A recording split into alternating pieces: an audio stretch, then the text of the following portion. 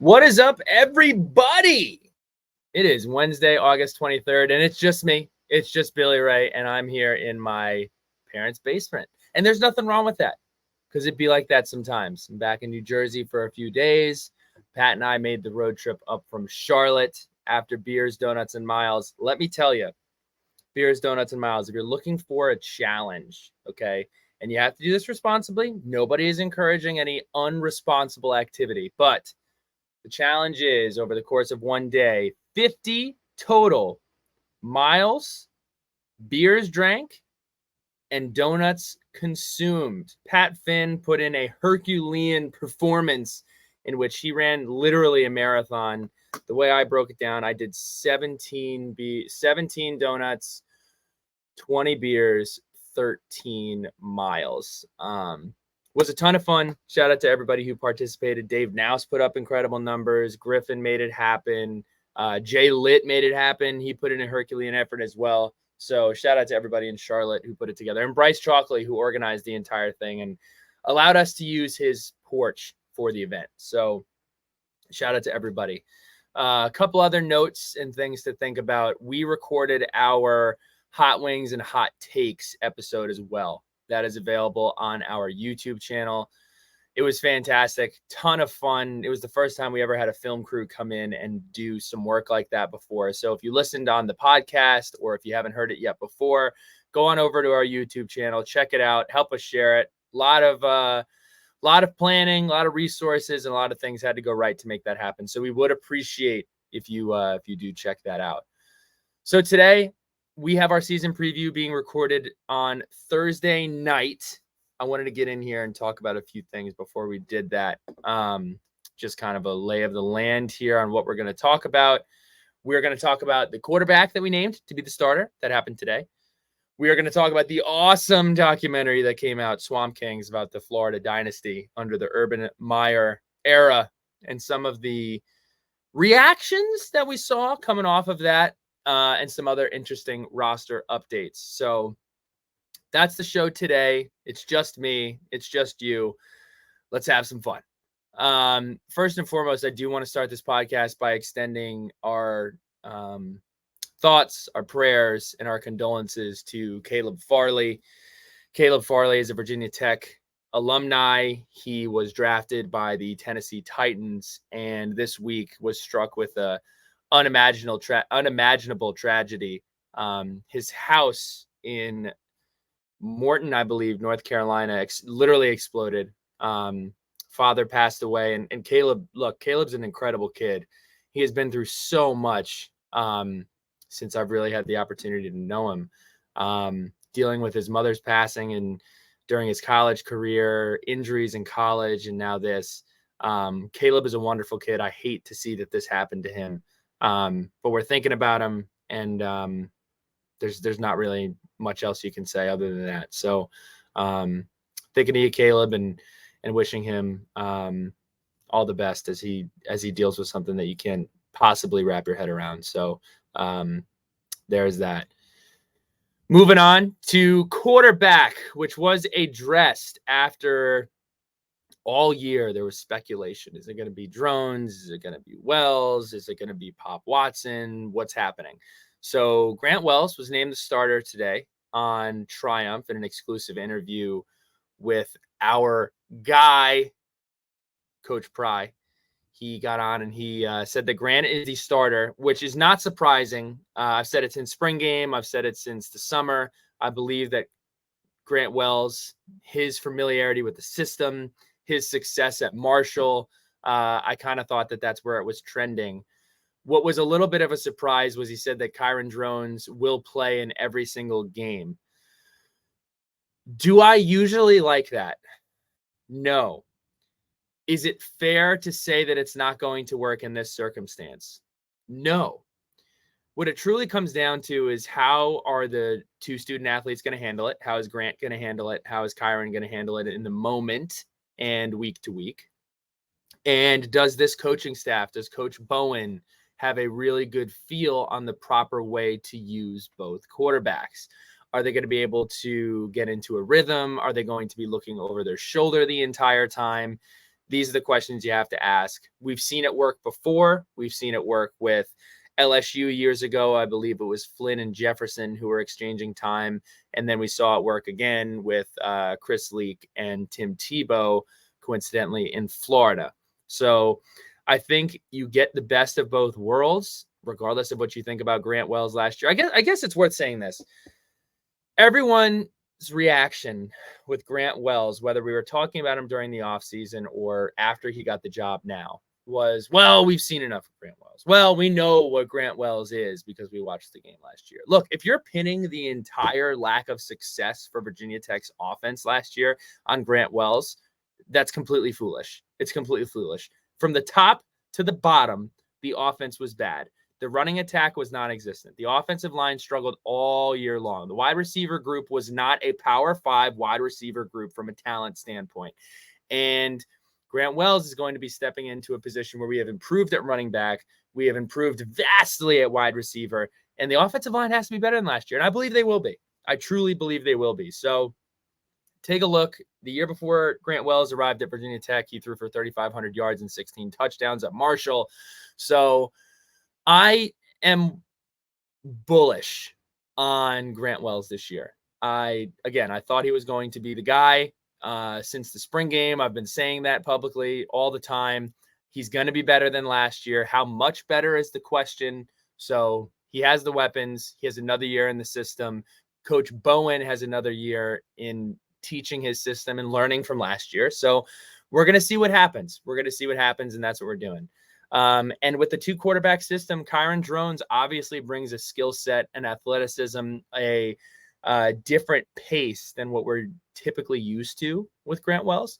So if you're able to have 2 quarterbacks who are competent that have very different skill sets, puts a lot of pressure on the defense. So in terms of what I'm looking for out of Grant Wells this year, it's more poise in the pocket and getting from that first read onto others. If you go ahead and you watch the film last year, it seems like Grant Wells really struggled after his first read, primarily wouldn't have worked out. And then you kind of freak out a little bit, take a sack, throw an interception. So that's one thing. And then to the interceptions, taking care of the football. In his career, he has 31 interceptions, can't have it. He has a live arm. He has thrown for a lot of yards. We're going to have a good defense this year. I repeat, I think we're going to have a very good defense this year.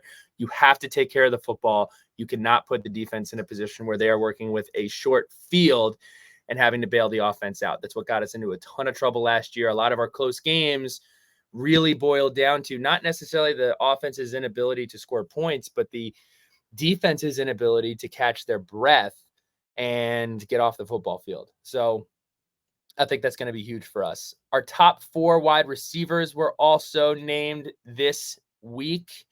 We have Ollie Jennings, we have Daquan Felton, we have Jalen Lane, and we have our boy Gosnell. Those are going to be the top 4 wide receivers. I think this unit, again, drastically improved from last year. Really, really excited about it. One of the hot takes that came from Hot Wings and Hot Takes was Bryce Chalkley. Paired this up with a trivia question. Do you know how many wide receivers in the history of Virginia Tech had logged double-digit touchdowns? I'm going to take a drink of water while you think about it. Gosh, that's refreshing. The answer is 1. 1 wide receiver in the history of Virginia Tech has logged double-digit touchdowns. His name is Isaiah Ford, and he did that in his sophomore year, 2015. He logged 11 touchdowns. Bryce predicted that Ollie Jennings will be number 2. To go ahead and do that. And I think he's going to be in a position to do that. We have a talented group. I think we're going to be better. So that is the starting 4 wide receivers for Virginia Tech. And then offensive line, we're going to go right to left here. We have redshirt junior Parker Clements. We have redshirt junior Bob Schick. That was a position that was really, really kind of one of the biggest position battles this year, was that right guard position. We have Caden Moore, redshirt junior at center. He's moving over there from guard.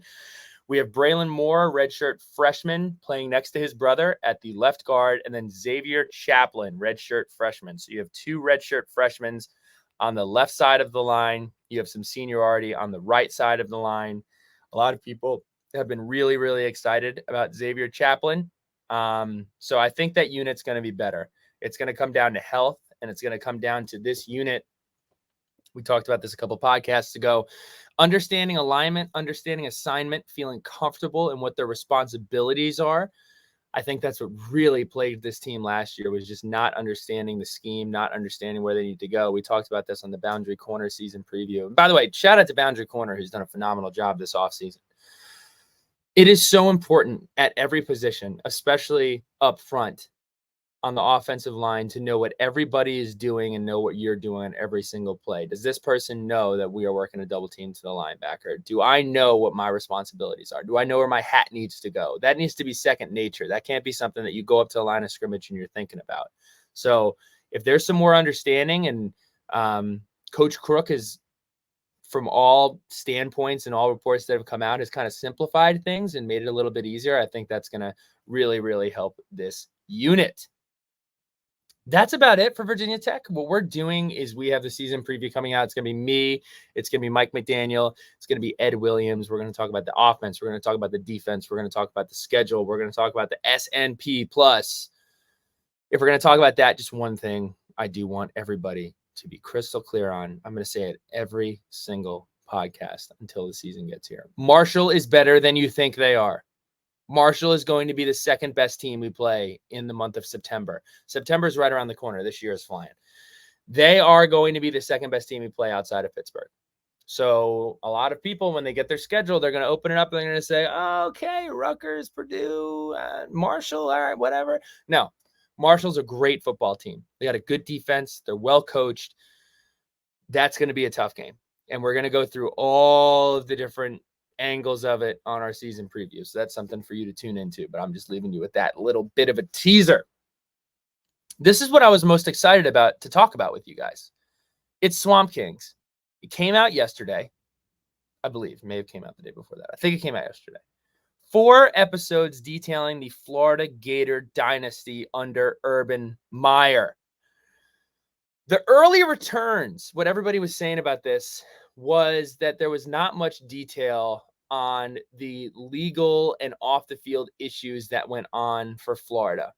And that is something that has been talked about pretty ad nauseum. I had watched the Aaron Hernandez documentary. You can go and you can look up the Pouncey twins. You can look up some of the stuff that went on with that football team. There were a ton of issues. You look at Urban Meyer and kind of some of the questionable, not even questionable, the bad decisions that he made over the course of his career, whether it be at Florida, whether it be at Ohio State, or the absolute abject disaster that was his time in Jacksonville with the Jaguars. He didn't even finish the whole season and spent a little time at the bar.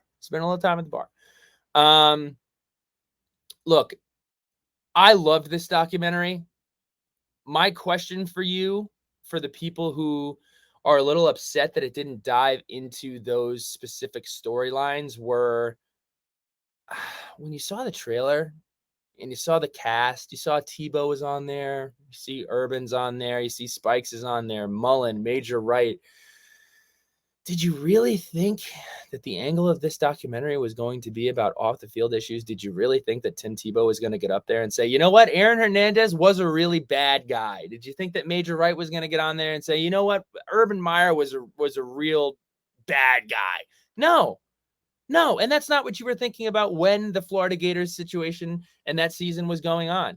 What you were thinking about was how the spread offense had exploded in the SEC when years and years and years they were saying it wasn't possible. You were thinking about how talented is this team? How is Urban Meyer doing this, taking Florida to heights that it had never, ever been to before, right after Coach Spurrier had been there. And they thought that he took them to the mountaintop.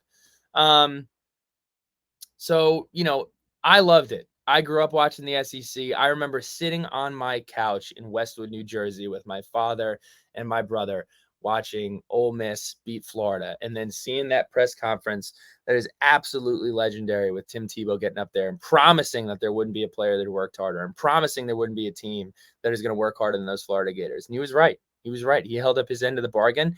And that was a special time in college football, man. It was a special time in college football. And I tuned into this documentary wanting to talk about football. I don't need the investigative journalism about how Aaron Hernandez did horrible, unspeakable things. We know that, and that story's been told before, but you're not going to get that story with these cast of characters coming on a documentary to talk about it. It's not going to happen. What I loved is I loved seeing the mat drills. I loved seeing the 12 o'clock workouts in the morning in Florida, in Gainesville, to prevent guys from going out. I loved seeing the camaraderie. I loved seeing the infighting, that Tim Tebow's golden child crown that he was given by the media that he didn't even really want, and how that affected the team. I loved seeing how understanding why, at least Urban Meyer saying why he refuses to kick players off of the team because of an experience that he had with a former player who ultimately lost his life when he lost football. So if you're looking for this documentary to dive into the off the field issues with Florida, this documentary is not for you. If you're looking for something to relive the on the field journey, some of the backstory of the team dynamic, team building, and camaraderie of this Florida football team, and some of the personalities who you watched and turned out to be absolute legends of the game, then it is for you. So take that as you may. Watch it. Again, I don't want this to be taken as I'm condoning any of the activity that went on at the University of Florida. I think that at the end of the day, Coach Meyer does have a responsibility to be responsible for his team and their actions. On the flip side, I do think that when you have a documentary with certain people in it and certain people's fingerprints on it, it's going to have some sort of slant for them. It's just the way it is. It's the same thing with the Jordan documentary. It's just going to be slanted a specific way, or they wouldn't agree to go on the show. So just something to keep in mind. Couple other observations, and one of them I'm actually going to pull up while I'm sitting here. The first one is the University of Florida. Is there a school that has more rivalry games than the University of Florida? I'm looking to pull it up here. Okay, so Florida Gators football, Wikipedia. They're rivals. Rivalry, they have one with Tennessee. They have one with Miami. It's an in-state rival. They have one with Georgia, the greatest tea party or whatever. They play in Jacksonville every single year. LSU is considered a rivalry game. Florida State is an in-state rival. And Auburn and Alabama. These guys play basically every game. Their schedule seems like a rivalry game. So that was one of the things that I picked up from it, is basically the just sheer number of rivalries that they play. But the most important one, and the one that just drives me absolutely crazy. The people who dislike Tim Tebow are a sad bunch. No disrespect. If you're one of those people, more power to you. What is not to like about Tim Tebow? The fact that he came in with all of the hype and lived up to it. The fact that he was able to somehow get this cast of characters at the University of Florida, who everybody has to point out rightfully the off the field issues that they had, and bring them together to ultimately win national championships and be in national championship contention. Oh, but Bill, he wasn't good in the NFL. Okay, he is one of, if not the best college football player in history, not just a quarterbacking, but leading that group. We don't say that about Johnny Manziel, do we? When we talk about college success, we don't do that. He doesn't really seem that genuine. I don't really buy into it. He has been walking the same walk and the same talk for going on 2 decades. I know plenty of people in my life who will put on a persona and not walk and talk and walk. Excuse me for the word mumbo jumbo. But I also people who are about that action and live life that way. I know people who are faith-based or just are wired a little bit differently. I played with some at Virginia Tech. What do I really think that it boils down to? I truly think that a lot of people who don't believe that he is who he says he is are hoping that he isn't who he says that he is. And that's a sad place to be. That's a sad place to be. I know off the field issues, extremely charitable, gives back all the time, an incredible athlete, and a great overall personality, and one of the best to absolutely do it in college football. So Shout out to Tim Tebow, one of the absolute best to do it. Taking us home here. This is quick. We're under 20 minutes. First question that we have comes from Steve Bryce. He says, shout out to Steve Bryce, man. I know we're going to get some questions from him in the fall. He says, what's the ideal number of plays Grant will have and drones will have? And how can this staff make drones' allotment of plays not be predictable runs? I do think that's extremely important. I think you don't want to be in a position where drones comes in, you're running the ball. Wells comes in, you're running everything else. I think mixing it up and keeping everybody honest is extremely important. In terms of the number of plays that Grant and drones will have, I'd like to have as much of a balance with your trust in them to line up correctly and execute the play correctly. The way that Coach Pride talked about it made it seem like there are going to be specific different formations for Kyron drones. So we'll see. I think it just really, it's going to be a situational thing. And again, that comes down to trusting Coach Bowen to understand the situation and the skill sets appropriately to put them in a position to succeed. And, definitely don't want to see like a one drive and figure it out as we go. But situationally, there are things that you feel better about one person in and the other person in. We saw it in the Florida documentary the other night where short yardage, goal line situations, Tim Tebow came in and handled business, and they did mix it up with him doing some of these jump throws and everything. So it really comes down to just those two being able to handle it the right way, not get frustrated, not get flustered if, you don't see the field for a quarter or two, or maybe a couple of games. There's going to be a lot of trust there, and then ultimately trust with the coaching staff to make the right decision. Sam Jesse has the final question for us. He says, what would your first play call be versus Old Dominion? Man, I really was about to have a boring answer. Be like, I don't know. I'd probably run power to the right side of the right side or run some zone. But I think it'd be really cool. I mean, if I'm thinking about, if I go into Lane Stadium and, I just get my pants knocked off by something, I'd love to see a little play action, great protection, little drop it over to Ollie Jennings. He's running wide open down the sideline, takes it in for 6, and the Hokies have the early lead. I would love to see that. I do think that this offense has more playmakers than we've had in a while. I know a lot of them haven't really proven that in Virginia Tech uniforms, but Ollie Jennings has proved that at ODU. Bashal Tootin has proved that before. Daquan Wright has shown it at Virginia Tech. I think we have a lot of weapons who are able to score from far, as our guy Lane Kiffin would say. So I'd love to see that. Love to see some play action touchdown Ollie Jennings. That would get me fired up. But that's a podcast, not too long this week. Go ahead and check out our Hot Wings and Hot Takes. Be sure that you check out all of the awesome new stuff on sonsofsaturday.com. We are revamping reigniting the flame on the website, getting a lot of content out to you. We've delegated a lot of different weekly forums and columns that'll come out over the course of football season. So be in tune with that. The newsletter is going to be going back out here soon, and we are working with the film crew on some very special things over the course of football season. Stay tuned for that. And also, game day pins are back. They'll be making their return for the Purdue game. Game day, not game day stickers, but logo stickers will be coming back. And we have a third component, a yearly collectible that's coming out this year. We're working on PBR with that as well. That is a podcast. Looking forward to it. We're doing the season preview next week, and we'll talk to y'all soon. Be well. Watch Swamp Kings, and we'll talk soon. Toodles.